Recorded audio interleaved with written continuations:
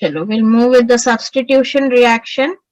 Substitution, as I said last time, A, B plus C will give you this. B will push B will be pushed by C, and then it will be substituted and it will form AC plus B. This kind of reaction where one element or one atom or one group is being removed by the other and taken its place is known as the substitution reaction. That here Nu is your nucleophilic, which means love positive charge. Nucleophiles are, nucleo comes from the nucleus word and phile means to love. Like you have phobia. Phobia means fear. So philic is your like. So philic word comes that it loves nucleus. So the substitution of the nucleophile or nucleophile will substitute a group or a one element which is known as your living group and take its place like this. It will form a compound with this organic compound or organic group having carbon. This what we get is your compound, plus you will get your living group as it is, or it can combine with any other element and form a compound. Clear? Nucleophile came in and substituted X. In this case, nucleophile and X both are nucleophile. You can call them both as nucleophile because this X which is leaving is also substituting this to its place. Yes? Yeah. So that is why here both can be called nucleophile. But when you see the charge, you will come to know which is the main nucleophile here. Both will carry the same thing. See, both will carry 2 electrons or electron numbers on it. But because one is substituting other, they are called as nucleophiles. Got it.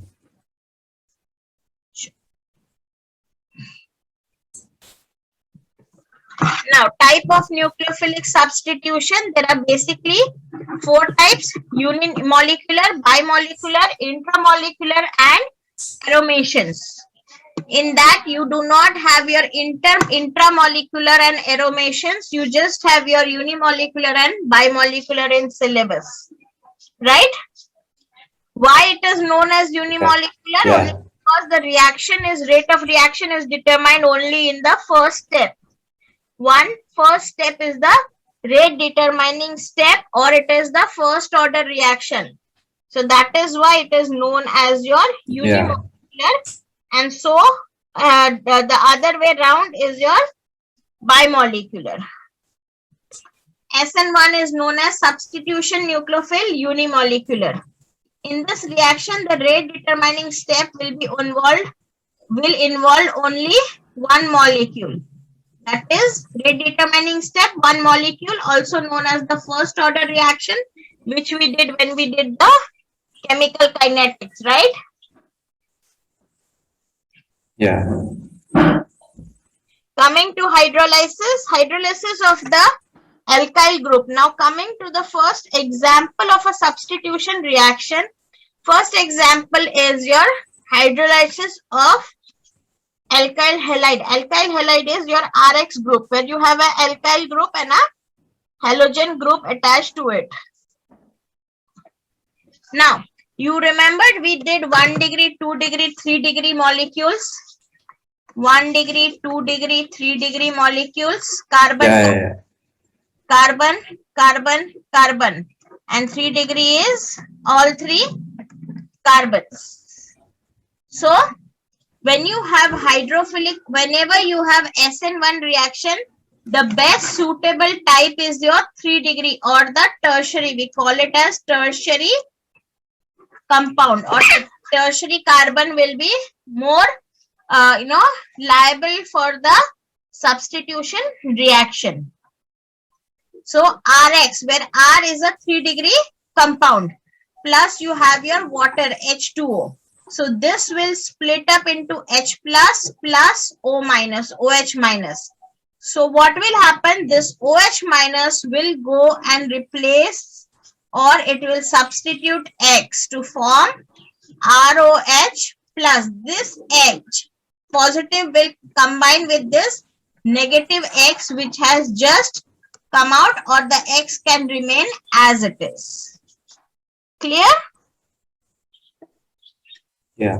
Any doubts still here? No.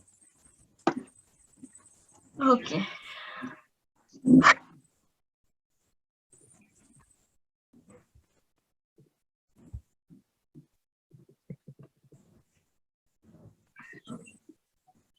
Can I go to 100 rather than this? Is it visible? Yeah. Okay, see, now there is an example which is given here. That is, let me pull it down.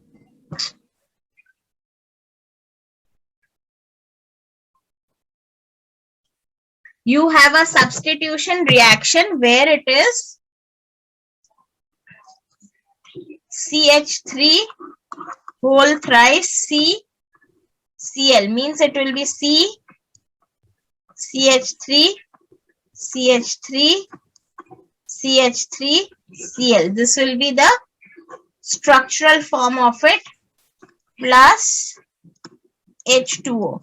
So this H2O, H plus plus O minus, OH minus. The OH minus will substitute chlorine to form your alcohol, plus you will get Cl minus. This Cl minus will combine with hydrogen to form HCl. Clear? Now, this does not happen in one go. It Yeah. happens in step by reaction. Okay. So, what is the step? We will be learning each and every step in detail. So, the first step involves the formation of carbocation. What is carbocation? A carbon compound which has positive charge in it is known as a carbocation. So, first you need to form a carbocation.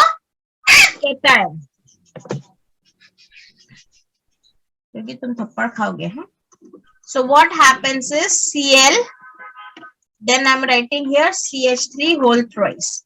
So this is the compound we have. What is this? What happens? How does a carbon this thing? It is the slowest step and your rate determining step. So because of the substitution, when you add a nucleophile, this chlorine or this halogen leaves the compound, leaves this compound and forms, what do you get? You get CH3 whole thrice Cl C plus. C plus ion plus Cl minus. So this what C plus ion is formed is your carbocation. Clear? So this is the first. Oh, why will the chlorine leave like that? Because of the presence of this nucleophile.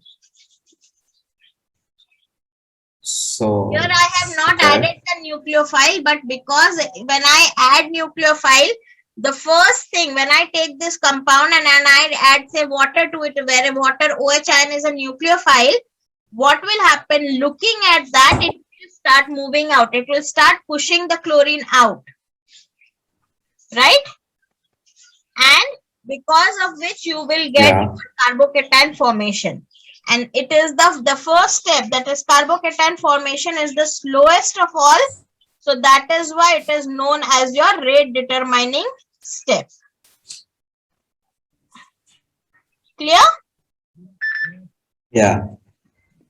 Okay. Give me just 1 minute.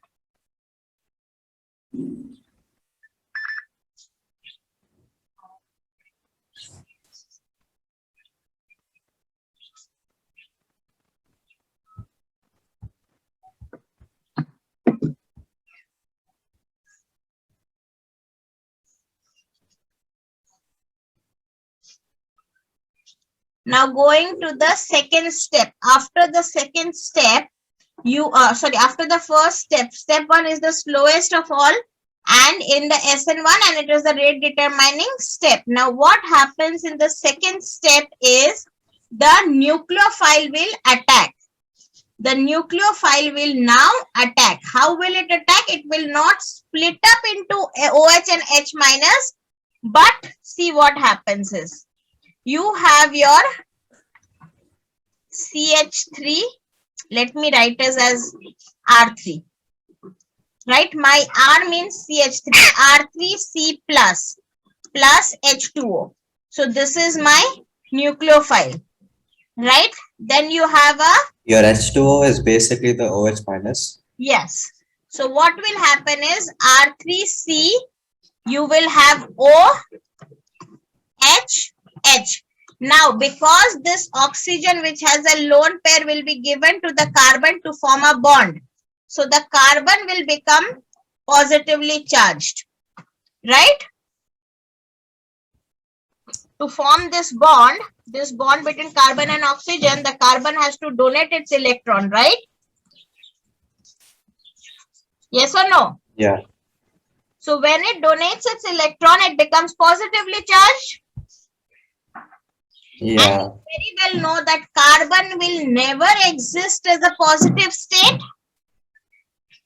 It will become very, crazy looking itself into a positive state. It will say, please make me negative as soon as possible. So what will happen is, immediately when this compound is formed, this complex compound, intermediate compound is formed, the next step to it will be, what happens is, thus, again I'm writing CS3. R3CO plus H. Again, one molecule of water is still there, which I can write as H. Just a minute, huh?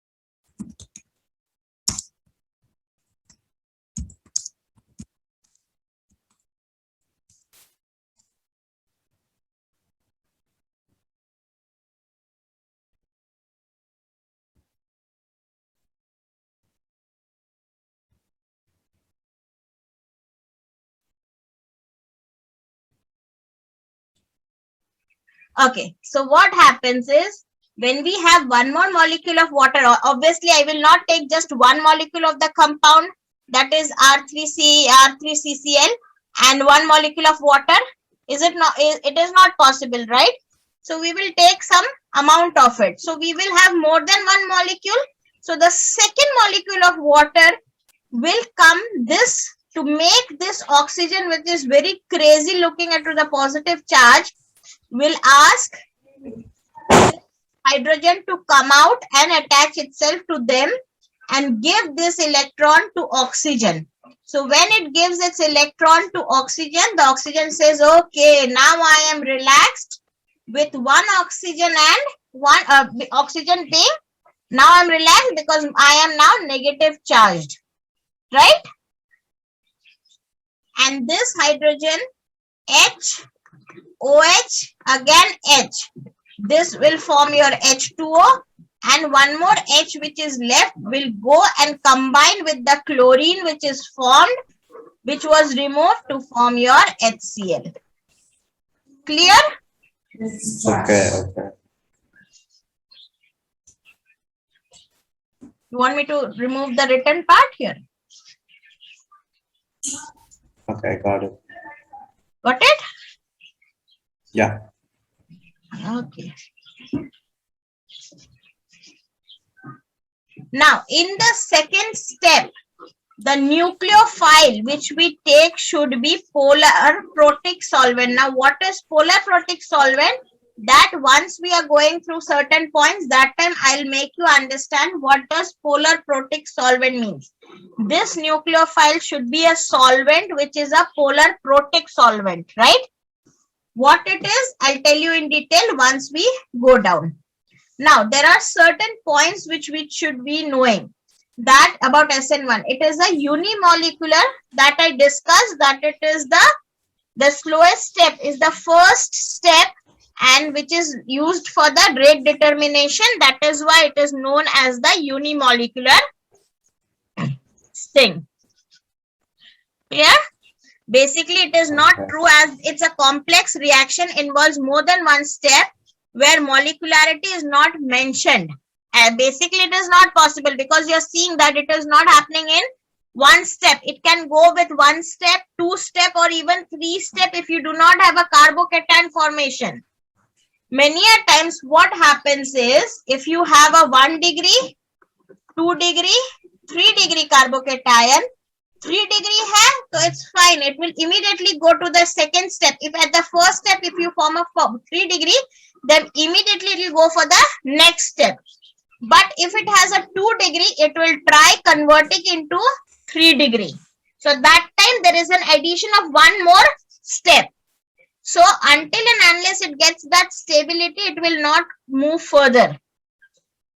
So that is why mostly there are involvement of more than 2 steps also if it is not getting its 3 degree stability of the carbocation.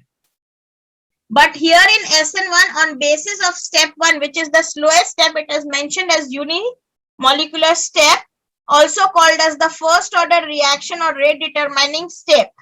That is, rate of the reaction is directly proportional to the concentration of the carbocation formed.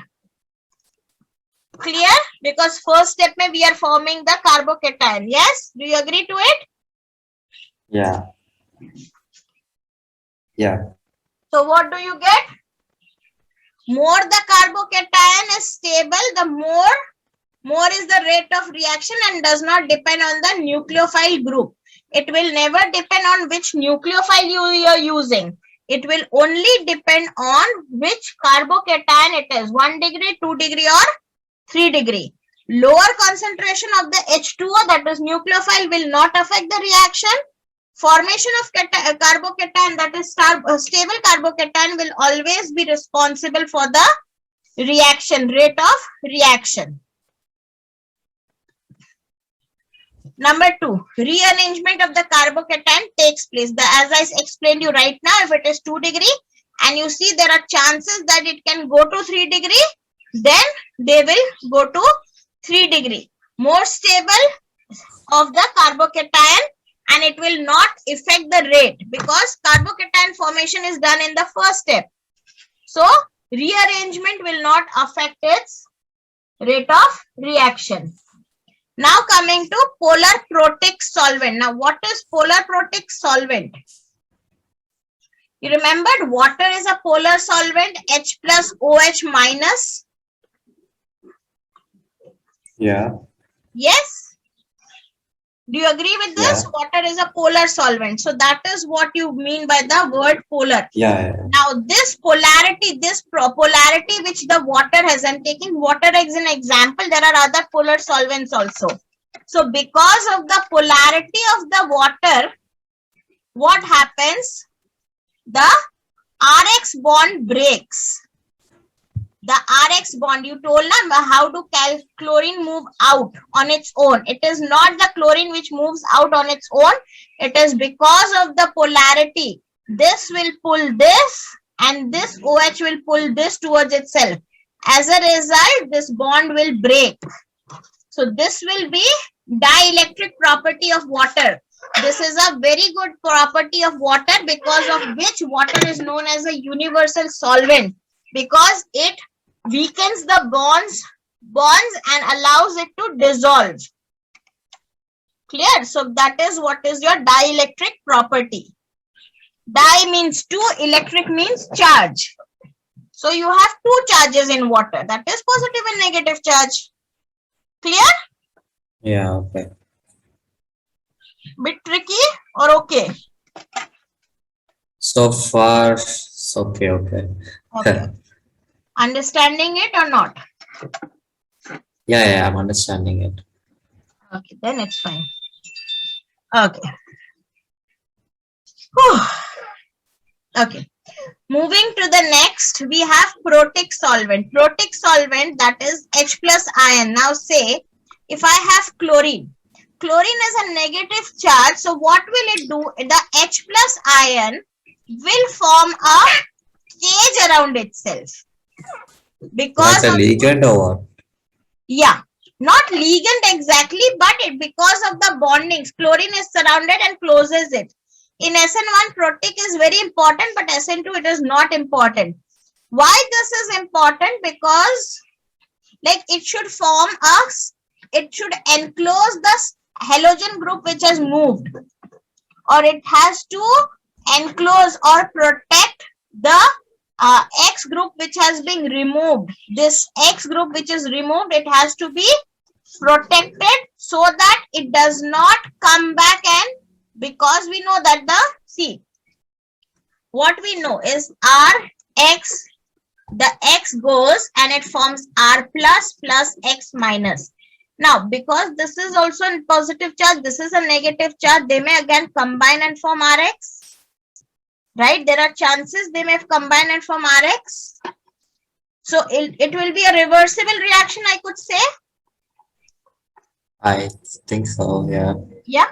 So to stop that from happening, or to stop that reversal process from happening, what does the protic solvent do? Now polar protic, polar means it has charge, and protic means it will encircle the X group. It will encircle the X group and not allow it to. Now see, this chlorine is being encircled by the water molecule. Will it now attach to the carb R here? No. So what is going to happen? The R plus will remain as it is and X will remain as it is. They will not combine. And then the R will can be moved forward for your other steps. Clear? Yeah, okay. Got it? Why you need a polar protic solvent? So that the Rx which has been split up because of the polarity of the solvent will not combine together again.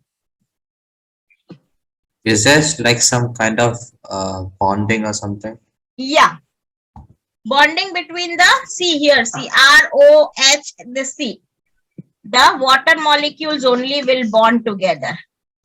And it will form a cage-like structure. Got it? The hydrogen bonds will be there.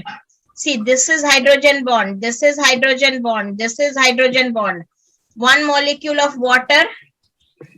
One molecule of water. So they will form a hydrogen bond together and cover up the, like close the chlorine and not allow it to go back and attach itself to the carbocation which is formed. Okay. Got it? Yeah.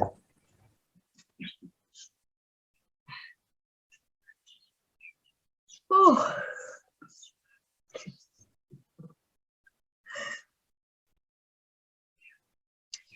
See here. So as water is a solvent, has many molecules, some surround and close chlorine, whereas others react with R group. If protic is not present, then the chlorine formed in the step 1 reacts back with R group and no carbocation is formed. So as a result, they will be Rx again and the reaction will not move further. Coming to next point, it is an exothermic reaction. Exothermic means heat is given out. Now here, see here, two things are happening. Here your Rx is breaking also and R, say N, is forming also. Right? So whenever you have to break bond, you have to give energy. Give energy. I'll put it as heat. And whenever there is bond formation, it will release heat. So this released heat is more compared to the heat which is being given to the bond breaking. Bond formation more strong, energy released. Here less. That is why your delta H will be less than 0. So that is why it is an exothermic reaction. Clear? Yeah. Okay. Your SN1 reaction is always preferred at lower temperature. It does not require Okay. much higher temperature to happen.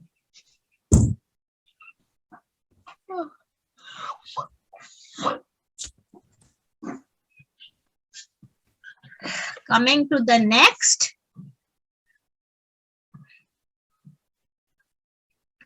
You have enough now.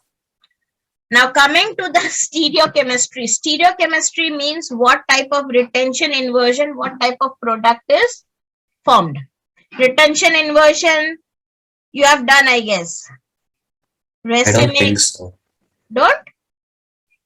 No. No, your basic chemistry, organic chemistry starts now only, right? Yeah. I think we are yet to do synthetic routes.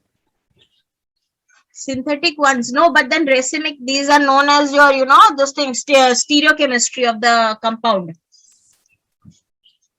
Yeah, I don't think we've gone much in detail towards that. Stereochemistry have not gone in much. Okay, but then I'll explain you what is retention and inversion. Right? Now see, Okay. you have carbon, right? It has 3 which is being paired up in the carbocation. 3 pairing is done, right?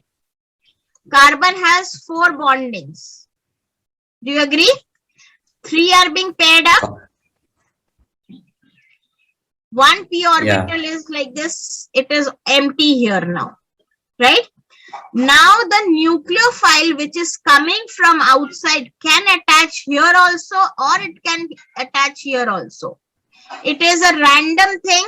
Nothing is predicted that it will attach to the upper end of the p orbital or the lower end of the p orbital. It is a random thing which happens.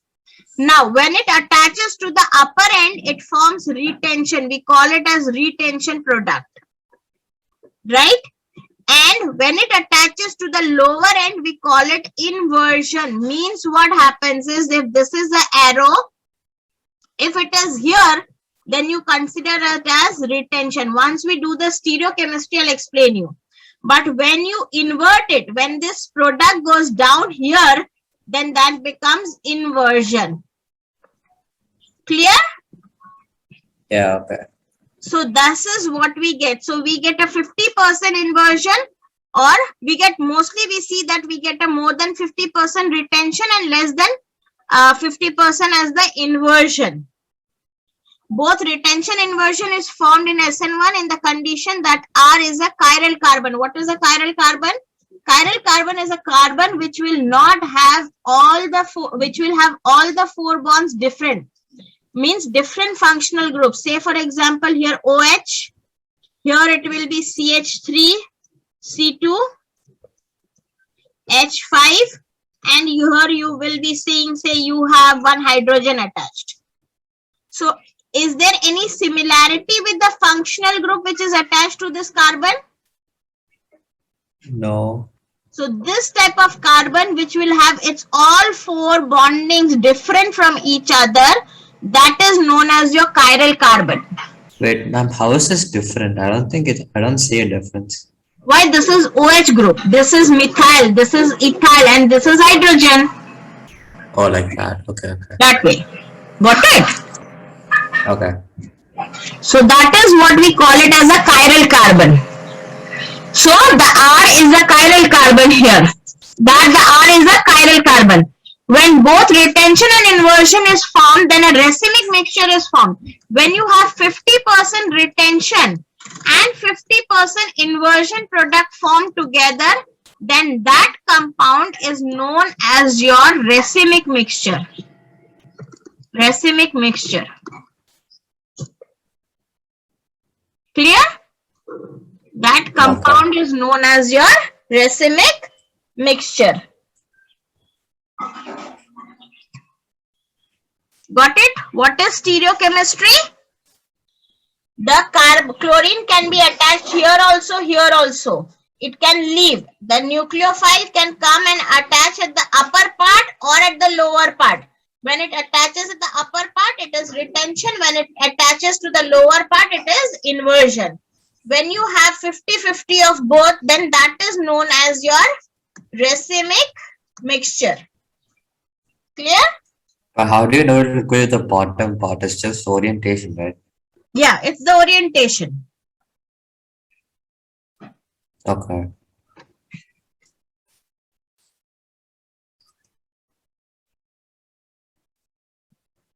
Now see here, it is that it is said that the retention and inversion will be formed 50-50 by chance, but it is practically seen that you get more of retention product and less of inversion products. The reason behind that is that, like, why do you think that happens? The reason behind that, in step 1, chlorine removed is negative, so it will keep moving around its bond.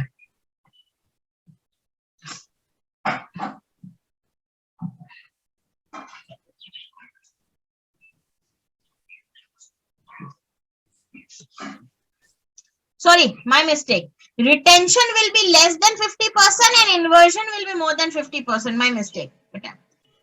This is what it is. Retention मतलब ऊपर में कम होगा और नीचे में it will be more.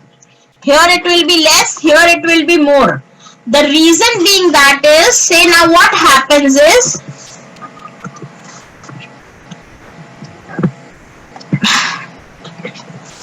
you have carbon here, see. Right? The chlorine has just got removed out of this bond here. It is still loitering around here. It is not completely away from it. It is still in the solution and it is still loitering around here. So if a nucleophile, which is a negative charge, comes near it, will it accept any negative charge? It will repel. Right? It will repel, but here there is no such condition of repulsion, so the nucleophile will easily attach here rather than here. Because of the repulsion, it prefers to attach itself here, so you get more inversion product than retention product. Got it? Yeah, okay.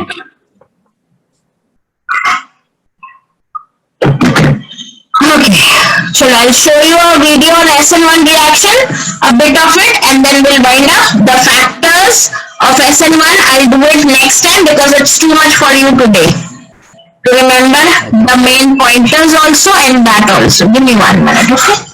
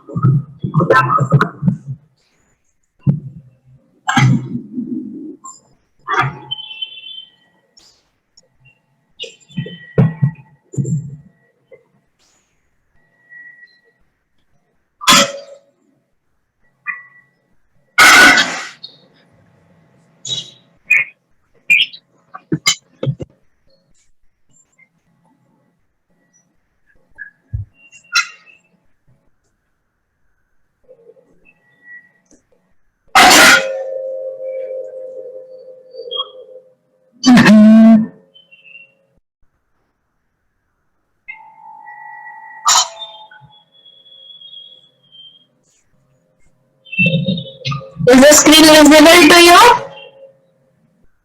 It's very small. So what do we have right here? Yeah, now it's fine. Now it's fine. It's just a water molecule. And this right over here, let's see, we have 1, 2, 3 carbons in our backbone. So this would be methethpropane. We all have single bonds right here. So this is propane. Let me write that out. This is, give myself some space, propane.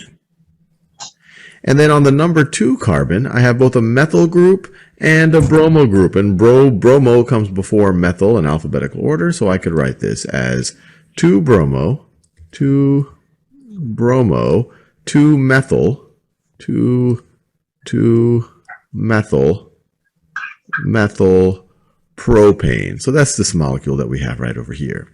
Now what we're going to imagine, it's sitting in some water, and I have one right over here. Let's imagine that we have this bromine right over here. It's pretty neutral, and it's neutral because it has 7 valence electrons. 1, 2, or you could say it has the charge equivalent. It has 1, 2, 3, 4, 5, 6, and then it has half of this bond that's composed of 2 electrons. So that's what's keeping this neutral right over here. But we do know that bromine, well, it's not completely unstable if it were to take an electron, because that would get it to 8 valence electrons. We know that it's more electronegative than carbon, which means that if it's sharing a bond, it's more likely to take the entire bond than carbon is. So let's imagine a scenario. Where bromine takes these 2 carbons in this bond right over here. And this isn't going to be a super fast thing that happens, because this molecule right over here, the 2-bromo 2-methyl propane, is actually reasonably stable. So I'm not saying that this is going to just happen automatically. It's going to happen super fast, but it could happen. And so to show that this isn't going to be only a one-way reaction, I'll show that it's in equilibrium. So the equilibrium, I'll draw 2 arrows like that. And so once this happens, the bromine would turn into a bromide anion. So let me draw it right over here. So the bromide anion, so it's going to have 1, 2, 3, 4, 5, 6, and then both electrons from that shared bond. It now has a -1 charge. Now, if that happened, what would happen to this leftover, to I guess what's now going to be the thing that the bromine was connected to, I guess you could say. Well, let's draw that. So we have this carbon, our number 2 carbon. We have CH3 right over there. Then we go back to a CH3, and then I had this blue methyl group. So I had this blue methyl group right here, and the way I'm drawing it, it kind of pops out of the page. My best attempt to draw it popping out of the page. So this is it popping out of the page. And now what's its charge going to be? Well, it just gave up half of this bond, the equivalent of an electron's charge. So it just gave up. You could kind of think of it as giving up an electron. So this is going to have a positive charge. And a positive charged carbon like this, we would call this a carbocation. So this right over here is a carbocation, positive charge. And the reason why this is not a crazy thing to happen is that this is a tertiary carbon, which means it is connected to 3 other carbons. 1, 2, 3. A tertiary carbon, one way to think about it is that this positive charge can kind of be shared with its brothers a little bit more. So a tertiary carbocation is more stable than a secondary, and definitely more stable than a primary. Secondary would be if it was only connected to 2 carbons, but this is tertiary. So let me write this down. This is a tertiary carbocation. This carbon is connected to 3 other carbons. That's where the tertiary comes from. So once again, it can happen. I'm not saying that this reaction is just going to go super fast in that direction. That's why we did these equilibriums. These equilibrium arrows. Now let's bring this oxygen into play. So let's bring not the oxygen. Let's bring this water into play. So this water, as you can imagine, the water is neutral. It seems pretty reasonable in this state, but it does have the oxygen end of the water does have a partial negative charge. We've seen in the past that because oxygen is a lot more electronegative than the hydrogens, that you have a partial negative side on the side of the oxygens, and you have a partial positive charge on the side of the hydrogens, And so you have this positive carbocation. This has a partially negative charge. So you could imagine that this molecule might be attracted to this nucleus. Now, it's not going to be super attracted the way that a hydroxide anion would. A hydroxide anion has a full negative charge. This only just has a little partial negative charge, but it could still be attracted to something very positive like this. So in this situation, the water molecule is a weak nucleophile.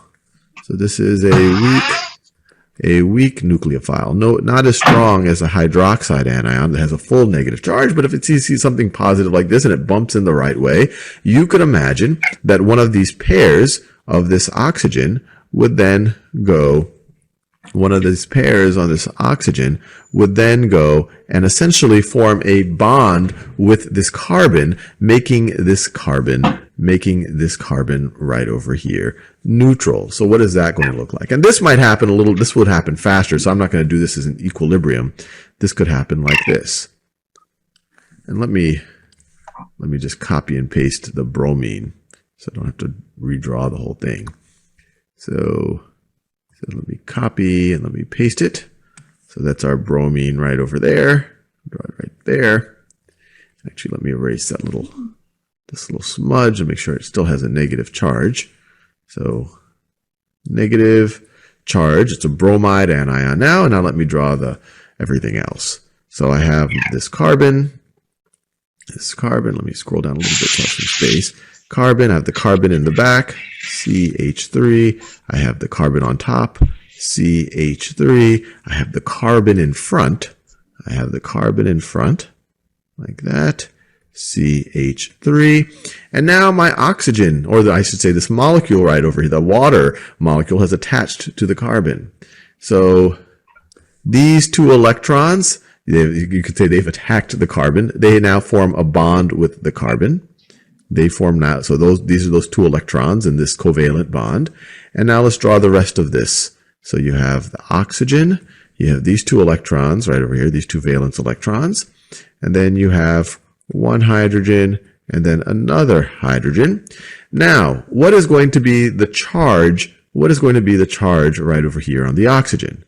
Well, it had a partial negative charge just because it's more electronegative, but it just gave essentially half of a bond, half of a pair. It's now sharing a pair with this carbon. So it's equivalent of giving up one electron's equivalent of charge. So you would now say that this thing right now has a positive charge. So you could imagine maybe another water molecule comes along. Let me draw another water molecule right over here. We're sitting in water, so there's plenty of water molecules. So another water molecule might come along and say, okay, well, this thing right over here is positive, but the oxygen is hogging these bonds a little bit more than the hydrogens, especially now that it's become positive. And so this might give its pair to a hydrogen proton, and then this hydrogen, and then this bond with the hydrogen will go entirely to the oxygen. Let me draw that in a different color.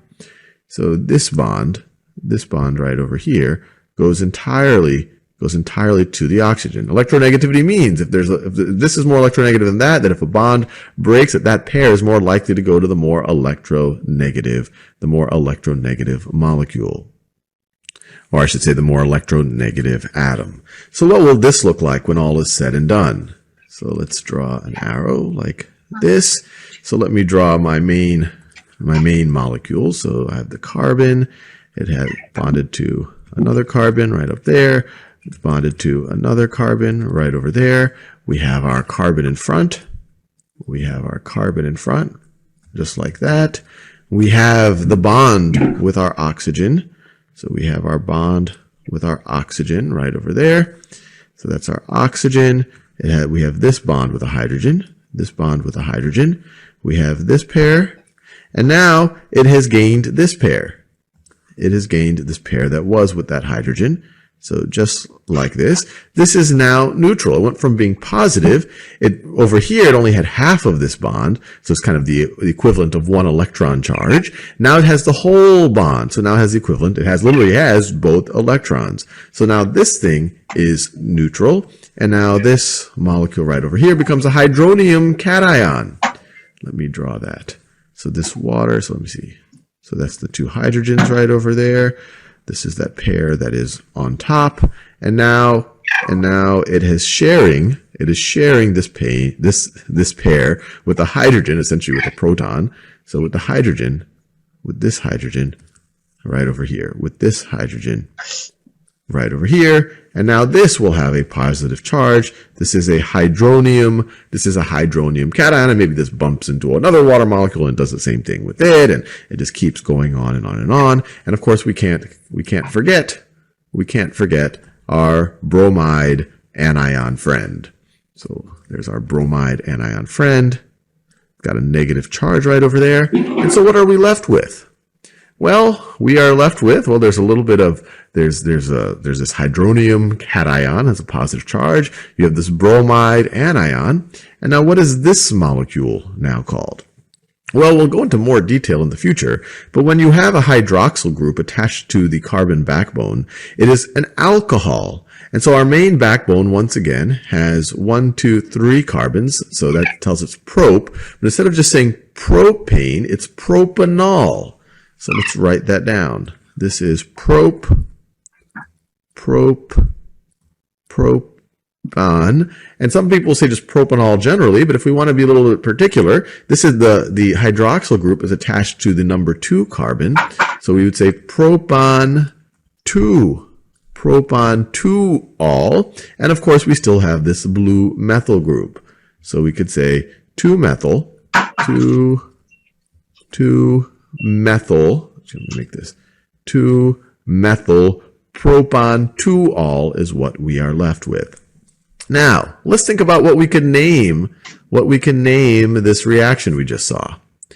Well, we've just substituted a bromo group with a hydroxyl group. So I think it's reasonable to say that this is going to be a substitution reaction.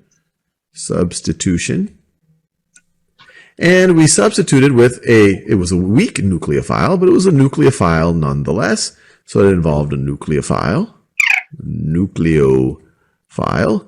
But this one, unlike the SN2 reaction, in the rate determining step, and this is the rate determining step, this is the slowest step of the process. Everything else will just kind of start happening once this thing happens. This thing kind of is in equilibrium. This is the rate determining step. Only one reactant is involved in the rate determining step. One reactant in rate determining step. Rate determining step. In this case, it was the bromo group. So you might guess what we're going to call it. It's substitution involving a nucleophile. So nucleophilic substitution. You can imagine it stands for nucleophilic. And only one reactant is involved in the rate determining step. So this right over here, this whole reaction that we've now drawn, is an SN1 reaction.